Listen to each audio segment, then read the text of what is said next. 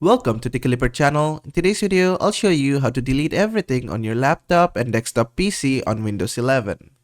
Now, at first, what you have to do is just click on your Start button. Then here, just go to Settings. If you don't see Settings here, just search for it. Then just open up Settings. And after that, what you need to do is, on the left-hand menu, just go to System. Then just keep scrolling down till you see Recovery. After you see Recovery, just expand this section. And after you're in this, what you can do is just go here under recovery options and click on reset this PC. Just click on reset.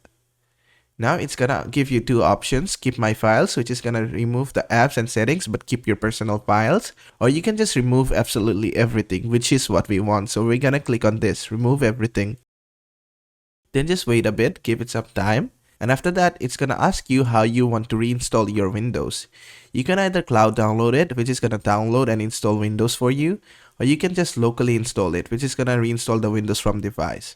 Just choose it from here, and after that, it's gonna do it for you.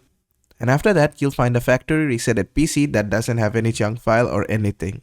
So that is how to delete everything on your laptop and desktop PC in Windows 11. I hope this video was helpful. If it was, please give it a thumbs up and don't forget to subscribe.